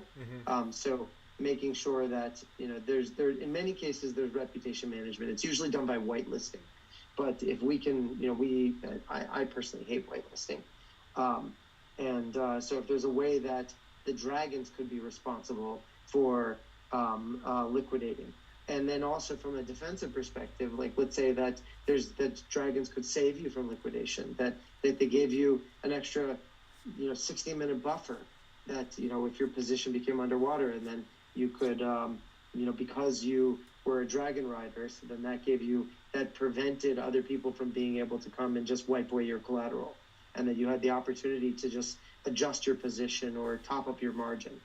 These are the types of things. I don't know how well your audience is familiar with how perpetual swap works or how leverage works, but there's always a fear that if the market moves against you, you could be completely wiped out. It's also things like they're providing liquidity to a risk pool that's an isolated risk pool around a new type of market. Like let's say, for example, that the governance portal was to vote in a new type of token. Maybe it's a synthetic form of Bitcoin, but the liquidity within the Terra market is still relatively low. I know that Bitcoin produced by Mirror has its the spot price and the index price, like the price that you find of the synthetic asset versus the general price of Bitcoin. It can have like a 2 to 3% spread. So that can be huge, and that can be detrimental to leverage positions that could end up getting wiped out not because the price moved against them, but just because the spread on this particular synthetic or derivative asset. It's not really a derivative. I use the word not literal, but figuratively. So the having if there's a new type of Bitcoin, for example, and then you wanted to be, and there was a risk fund that was capped at, let's say, $10 million as this needed time to be able to grow and mature. So then the participants that are going to be the first liquidity providers are going to have significant financial advantages, because they'll be the only guys or gals in town providing liquidity or providing risk assets, backing this new this new market. So who are going to be the first people to be able to do it? Maybe it'll be dragon riders. Maybe it'll be types of dragon riders that will have the aspect to it. These are the types of things that that in our mind we're creating a community where the owners of the token and the owners of the dragons have a high amount of overlap. And so then therefore new types of governance mechanisms between owning these dragons, which people have matured and grown from infancy, and have a much greater emotional attachment to than you would if it just the equivalent dollar amount of whatever governance token, and the liquidity of an NFT is always going to be less than the liquidity of a fungible asset, and you as the owner need to make a very hard decision. Like if I get governance tokens, I can just say, you know what, I'm just going to sell 50% of my governance tokens and I'll vote with the other 50%. But if part of the decision-making process or part of the exposure or reputation or the ability to have access to certain features within a governance portal or within a trading portal are defined by your dragon, you can't sell 20% of that. You can't sell 50% of that. You have to decide, am I a dragon rider or am I not a dragon rider? And that's much more committal. And so that's going to impact your decision of what you dump on the market, of what you decide to invest to, do I want to like prop up my dragon to be more unique or less unique? It's a much more committal process, and that's the type of commitment that we think governance really needs in order to be able to succeed. And that's what we think is one of the shortcomings of crypto today, is that it's so easy to just say, oh yeah, I'm very bullish on this protocol, but you know what, I farmed a lot of it, so I'm just going to dump half of it and I'm going to vote with the other half of it. Right. So it's less skin in the game. Great answer. All right. Well, this has been a very fruitful live stream, I must say. Now, we've been going for quite some time now, over an hour and a half. I can keep on going. I don't mind at all. I do have to ask. Yeah. Go ahead. I think you've killed all the alpha. One more. The product team has to make more product now. There's nothing else to share. One more question about the psychic dragons. I did recently pick up a psychic dragon because there was a bunch of paper hands on the market. To anybody watching right now who's not familiar, there's only about like 260 psychic dragons on the market out of like over, 6,500 dragon eggs that have been cracked from meteors. So the psychic dragons are extremely rare, as well as, the darkness dragons and obviously the cosmic ones and stuff like that. So it's not purely cosmetic from my understanding. So, absolutely not. So these will have psychic abilities. Correct. So, yeah. So if you're ever played with games involving fog of war, so then you understand concepts of information asymmetry and how certain units can access information that other units can't have access to, and then that can be used to create advantages within gameplay. So those are some of the kind of thoughts that's why we chose the word psychic. It's not really, maybe clairvoyant, but who wants to? I don't even know how to spell clairvoyant. Yeah. But yeah, it's we're very excited to see functionality come to the different types of dragons. Cool. Yeah, and also they're just awesome looking. I saw people selling psychic dragons for like a crime of a price, so I had to buy one myself. Not I just saw one on the screen you were just on like a few minutes ago. I thought there was one for it looked like it was like 14.5 Luna, which I thought was a steal. Yeah, I was going to get off this call and go buy it myself. I got mine for 12. Wow. Paper hands out here. People need their Luna. Man. Yeah, that's, in my opinion, that's a steal. Again, not financial advice, but I would get one. Yeah, when you break down the rarity of them, there's 8,888. There's less than 300 psychic ones. A lot of people, from my understanding, just don't understand the market, or they just, because the people are selling at crazy losses. We're kind of getting into the market right now and trading, but yeah, I would like to speak to that a little bit. Again, I'm not. Look at that. Wow. I think that the NFT market in general, and again, obviously the market in general, right? You can look at the stock market, you can look at the crypto market. I think that there's a war, like an actual war, not the faction war, right? Mm-hmm. And so I think people got very nervous about NFTs in general, and I think if you look at the feed and the prices overall in the entire Terra ecosystem, and also across ETH and Solana and other blockchains, you've seen a tremendous reduction in price. I don't think that it necessarily doesn't make sense, but I think that for NFTs that are evolving like ours, that it doesn't make sense. Meaning that, I think there has long been a conversation about what is the utility or what is the purpose of paying $100,000 for a PFP essentially that's going to sit in your wallet and is going to do nothing. Yeah. I think that we've more than demonstrated over the last 4 months that these NFTs are going to do anything but sit in your wallet and do nothing other than look pretty. And so, I do, I think that the minute that the faction wars end and the airdrop commences and you see additional purpose over time, I think that it will change. I mean, obviously we can't predict, nobody can predict the future, right? But Right. It wouldn't make sense to me that, that these dragons will hatch and prices will stay as they are. Yeah, I totally agree. Everything is down across the board right now, and unless you're brand new to crypto, when everything is down and you feel like you should just like sell, that's usually the time to double down. Not financial advice, but just the way psychology works. When everybody feels like capitulating, that's really the time to basically reinforce your bets that you've already made. So I certainly am. I don't want to call it a bet, right? But I do also think that in 11th grade econ class, if I remember, it was like, okay, so buy low and sell high, right? Yes. And yet all the time I listen to people saying, wow, the market's tanking, I'm going to sell. And I'm like, wait, were you not sitting in that same class? Buy low, sell high. It's not the reverse. Don't run away. So yeah. Yeah, it goes take against. Man, take advantage. If you don't have a psychic dragon, I would go grab one. Yeah, I think we're boosting the floor right now, so people are probably running to get. By the time I get off this call, all the psychic dragons are going to be gone. Yeah.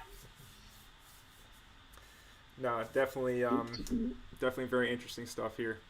So in terms of my questions, you guys pretty much covered everything. We still have 22 viewers sticking with us. We're going for an hour and 46 minutes, and we still have 22 viewers. So anybody in the audience right now, if you have any questions for Jonathan and Mimi Beach Dragon, now is the time to ask, because it's about that time now. So definitely go ahead and type your questions in the live chat. One thing I do have to ask is the personal dragon atlas. You guys have already said it's like basically a beacon. The way I envision it is, in Dragon Ball Z, you have the radar that shows you the Dragon Balls and they beep and you go in that direction. That's what I envision as the personal dragon atlas. Is that an accurate representation? I looked at it more as like the Pokedex, and look, I mean, I grew up on Dragon Ball Z. Like, I mean, I will show you here. I've got the entire. I mean, I couldn't grab it all, but like I've got the. Gosh, is it really not going to show? It's not going to show. I've got the entire set. Of the original manga translated into English. It's like 43 volumes.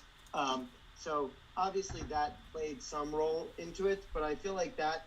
The scanners and the other tools that they use in Dragon Ball kind of were very application specific, and we were looking for something more like a Pokedex is like a Wikipedia for all the Pokemon, which I'm definitely not the expert on Pokemon, and I'm drawing a lot from two other sources. One is the Hitchhiker's Guide to the Galaxy, which is just a compendium of great information. Some of it that's like a Wikipedia, some of it that is more like a history book. It's simply a history book, and some of it's just funny stories or things to learn about. And then the other inspiration is Navi from Zelda. So Navi was this little companion that was able to constantly, was introduced in Ocarina of Time. Their catchphrase, "Listen," and her purpose was to player move along and get to the next place that they needed to get to. And she's been personified in many different ways. And there was like Midna in Twilight Princess, and then there was I forget, the Fee in Skyward Sword, and and then a few others. But the main concept here is that it should be a place where if you gain, let's say you talk to a person in the game, and they tell you important information, that information should be stored somewhere. Right. And it should be expanded upon. It should be cross-referenced. So we wanted there to be something that would be able to capture it, and then that's where the PDAs came from. And it's also kind of a joke because I don't know if you are familiar with the term of a PDA, but I grew up. I was a Palm Pilot developer. Back in I guess it must have been like 2000 and 2002, 2003, and that for listeners that don't know what a Palm Pilot is, I'll show. It was one of these devices, so it was it was fabulous. I built games for this thing. I transferred books and stuff onto it. I did all kinds of stuff with it. And this was kind of in my mind, this is called the Palm Pilot Personal. It's a PDA, personal digital assistance, and so that's where we got we're giving homage to kind of the tech that we grew up on, and that plays a lot of into this the game mechanics here. Awesome. So it definitely will, if you want to think about the talisman as sort of your, like your transcript, it's the transcript of your activities. It's your achievements in battle. It will eventually store your spirit level from the faction wars, or it could be nothing, right? If you haven't done anything with the talisman, if you've left it on random earth, or you haven't nested your egg and haven't gotten your talisman will just be empty. And so, you can think of a PDA sort of the same way. Right. And here's the dragon radar.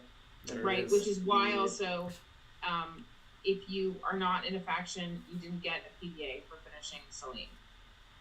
Makes perfect sense. You got something else because, if you're not in a faction, there wasn't really any purpose in giving it to you. Perfect.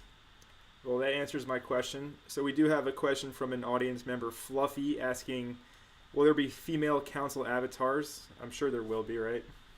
Absolutely. Yeah. All right. So Fluffy, there's your answer right there. And then we have... There will be male and female avatars in all of the factions. And I do want to speak to the diverse nature of both the community and the factions and say that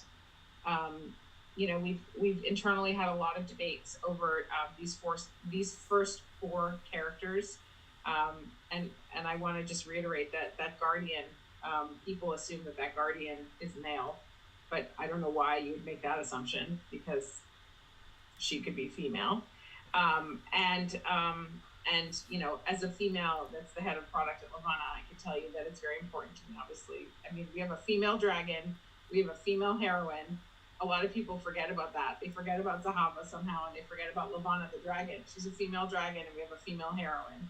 So it's not like these are the last women that you're going to see. I hope not, for our community's sake. Yeah. Too busy staring at their computer screen all day. Listen, the 7 ladies we have a ladies of Luna chat. There's 7 of us. So if there's any other ladies that want to join us, hit me up on Twitter or on Discord. I'll happily join you to our chat. All right, you guys heard that. So we have another question asking when the first customizations will be. April question mark? Are you talking about genetic modifications? Yes. I think so. Again, like I said, we're really trying hard to time all of this with the airdrop. So it really just depends on us getting the science of the modifications perfected. When we originally started this, I think in our minds we thought like 10 modifications, and then we thought, no, 17 eye colors, 24 sets of horns, different body types, and then the math was like, oh my God, you've just created infinite possibilities. And then you add the skins and the colors and the dragon egg shells, and whoa, like we might have just created a monster. Yeah. But in order to do all that, there's some computing power that's necessary, but it's okay. We're gonna make the most freaking awesome dragons that anyone has ever seen, and yeah. So as fast as we can get them to you, we will. But again, no Franken dragons. So we just have to balance that out with our ability to actually produce these things. I think it's actually harder than giving birth to a dragon, to be honest with you. So Yeah, you guys definitely. Well, I mean, they're not born. They're not mammals. They're not born, but they're hatched. You know, they're hatched. Fair I guess enough. they're laid. I'm You know, saying the egg is laid. Yeah. if there was a birthing process for a dragon, I think it'd be easier than what we've designed. So yeah, I know Jonathan was covering his eyes, saying, "I can't believe that I ever agreed to allow this," but they're going to be pretty epic. So we appreciate the patience. Perfect. All right. Well, there's your answer, Olaf and Mr. Sellers Holmes. And Mr. Sellers Holmes also asks, in regards to the Levana 2x token. So he says, let's say Levana 2x goes down 50%. That would mean the token goes down 100%. Do you get margin called? No, because what happens in the protocol is, first of all, yes, it is possible that the token gets margin called, and then the basket gets wiped out. That with every leverage product, that is a possibility. And you lose your collateral. Now, in order to, you lose the principle behind the position. Yep. And the way to prevent that, like the total loss, is to unwind the leverage as the market is moving against the position. And so to reduce the leverage from 2x to 1.5 to 1 to, to it's even like 0.9, to be in a cash position waiting for, the market to keep going down. So it will include a balancer.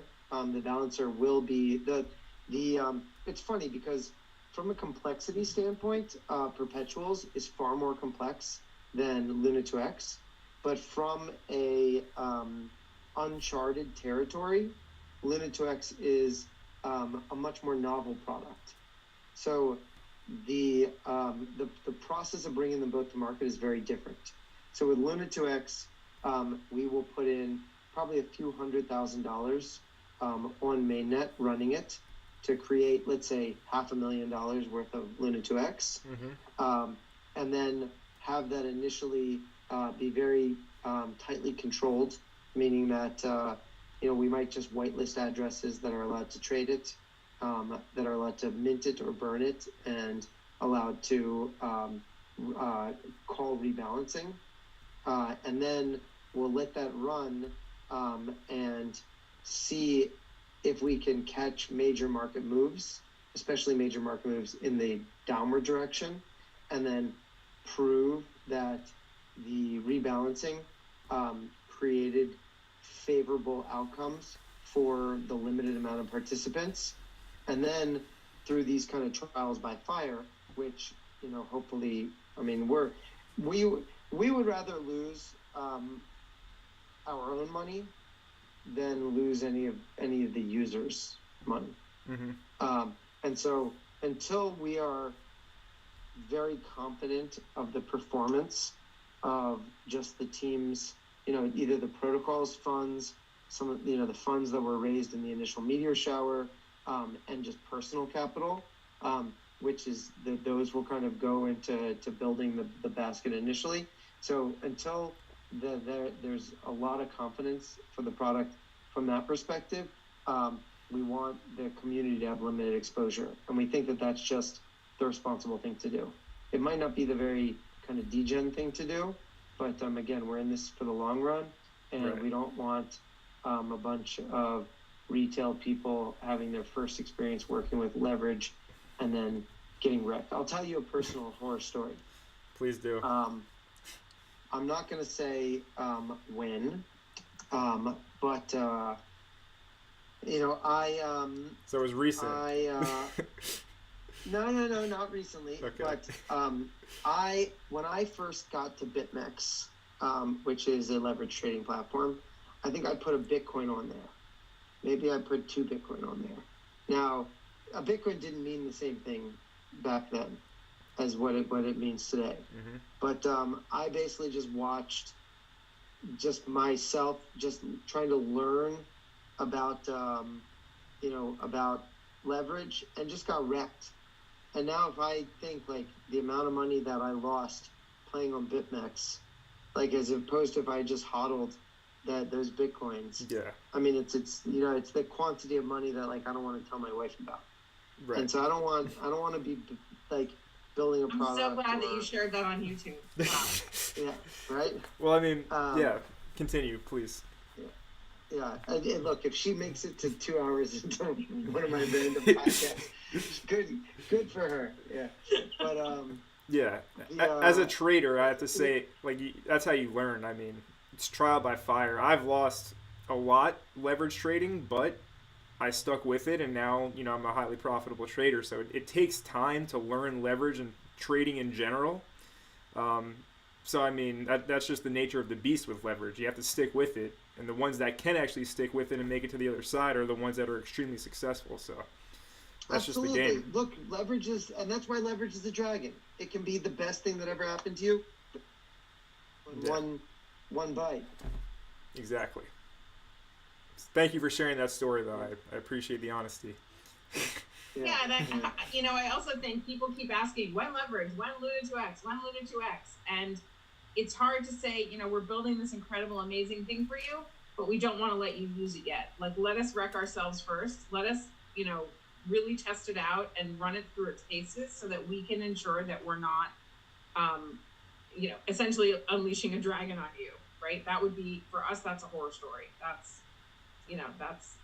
absolute destruction. And we would never want that to happen. And so we're cautious only because it's the community that we worked so hard to educate and bring on board, right? We're doing our best for you. Not it's not like we're holding back a secret weapon that we're only using ourselves. That's not it at all. But rather, we're trying to make sure that we've got it right first. Awesome. And then we do have another question from Ivan in the live audience. He's asking, what will be after Battle of Melas Chasma? Any new mini games or LVN TGE? I mean, we've kind of answered that, but I'll let you guys kind of summarize. Yeah, so there is a new mini game. I hope that it will be out next week, and we'll be minting some stuff. There's War Heroes, and Jonathan committed a few days ago that we'd have perpetual swaps on testnet. So I don't know. Well, we'll say this coming week, but it is coming. So part of the faction wars. So now that we've taken you through, individual play, right? So the beginning of the faction wars was individual play. And then we moved to testnet, and that was individual play, but also faction-based play and communication play, right? And then the Battle of Melas Chasma was collaborative faction play, right? And battling amongst each other. And now we're going to move to perpetual swaps on testnet, because we think that we've hopefully, taught you some of the skills necessary to learn how to trade on testnet. And so that will be, in addition to another, fun side scroller type game, it will be, it's not a side scroller, but another, a game. Right. So perpetual swaps will allow us to essentially apply all of the knowledge, hopefully, gained in the faction wars, or, for the community to apply the knowledge and the skills and the challenges applied in the faction wars to perpetual swaps. Beautiful. All right. Well, this was an amazing live stream. Looks like we don't have any more questions from our live audience. I certainly got my fill of alpha from Jonathan, you as well, Beach Dragon, Mimi. Thank you so much. I don't have anything else to say right now. If you guys have any closing words for the live stream, now would definitely be the time to share it. I really just want to say thank you, Connor. I know that you've invested a tremendous amount of time in learning and entering the community and supporting us and creating all these awesome videos and opportunities to educate people on what Levana is and what the opportunity is. So thank you. My pleasure. I'm happy to do it. Happy to be a part of the community. And yeah, I mean, it's just a fun experience. So we'll see what happens with it. Got a lot of exciting stuff to look forward to now. So keep on building. My pleasure. Absolutely. Awesome. Yeah, thank you so much. And I look forward to the next time that we get to chat. And you're always welcome in the Discord. And if any of you made it to the end of this YouTube video, you're watching this later, just know that our DMs are always open. You can DM the Levana _protocol Twitter handle, and that goes to a number of different people on the on the core team, and and we may not have the bandwidth, because now it's actually it's picked up quite a lot. We get a lot of inbounds.